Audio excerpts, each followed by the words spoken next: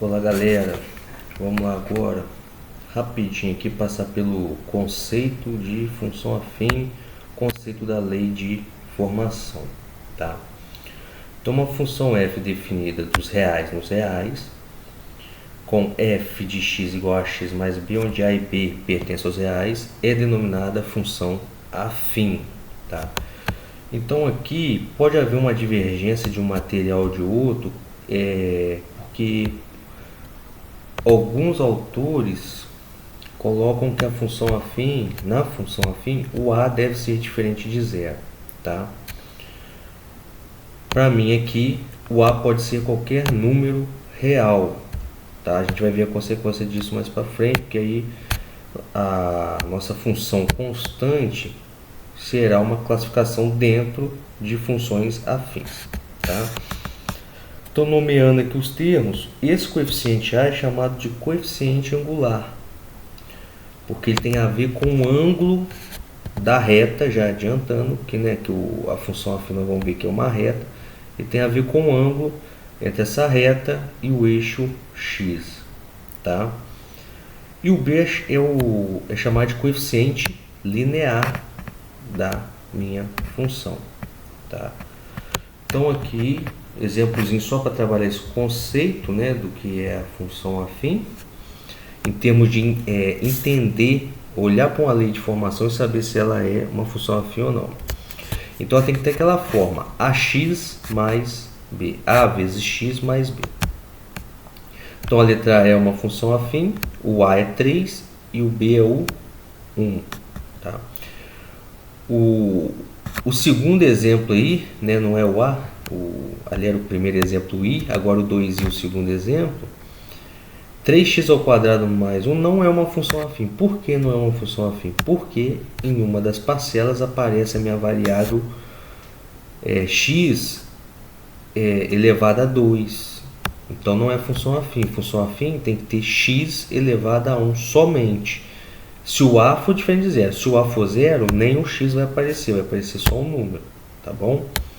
Terceiro exemplo aí, 3i, tá? Então minha g é definida dos naturais nos reais, onde g de x é menos 3x mais 5. Aqui eu coloquei que é uma restrição da função afim. Por que eu coloquei restrição da função afim? Porque se vocês notarem, quando eu defini a função afim, eu já deixei definido o seu domínio também. Quando eu olho aqui para o domínio os naturais, o que acontece?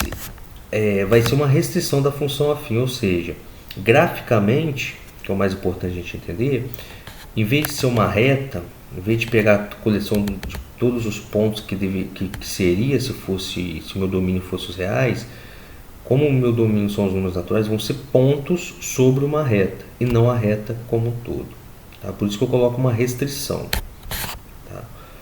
Interpretar isso principalmente na hora de for fazer um gráfico. Meu 4i ali, né, meu quarto exemplo, g de r em r, então não tem problema com o domínio. 2x elevado a menos 3 menos 1 não é uma função afim, porque qual que é o problema aqui? O x está elevado a menos 3 e não pode, tá bom? Minha variável aí está elevada a menos 3. Quinto exemplo, também eu tenho uma restrição no domínio, tá? Nota que o domínio não são todos os reais, tá? São os reais não negativos. Então eu tenho meu domínio dos reais não negativos nos reais, né? Ou a minha definição aí do conjunto de saída, do conjunto de chegada, domínio contra domínio. S de t é igual a raiz de 2 vezes t menos 7. É uma restrição da função afim. A lei de formação é a lei de formação de uma função afim. Apenas o domínio que está restrito, por isso que eu coloquei restrição da função afim. Não é o domínio todo que poderia ser. Nota que a raiz aqui, ó, é raiz quadrada de 2 apenas, tá? Então, não está interferindo no t. Tá na forma ax, no caso aqui está na forma at, o t é minha variável aqui. Então está na forma at mais b. Quem que é o a? O a é raiz de 2, não tem problema. E quem que é o b? Menos 7. Ok?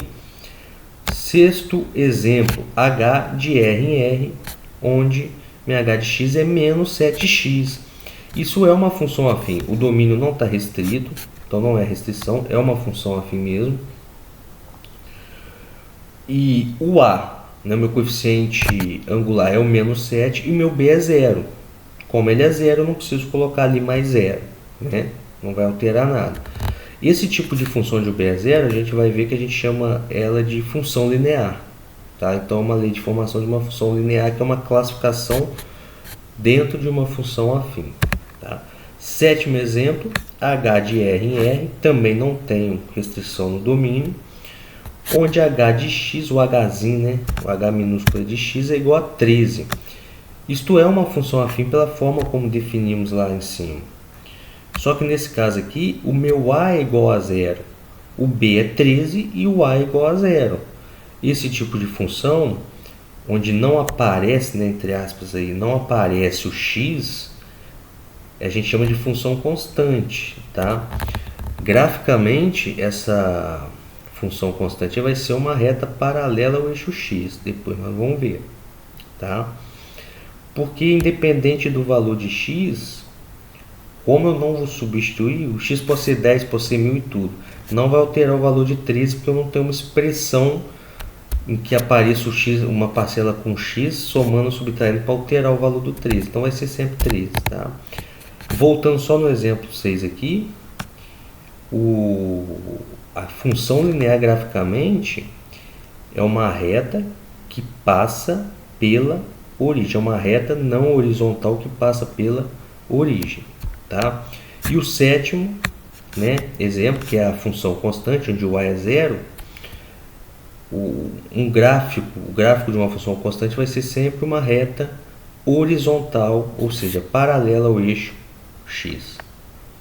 Vamos para o oitavo aqui, v de r em r com v de t elevado a 1/3 menos 2. Isso não é uma função afim porque o t está elevado a 1/3. O t tem que estar elevado a 1. A variável tem que estar elevada a 1 ou nem aparecer, que é o caso do exemplo 7.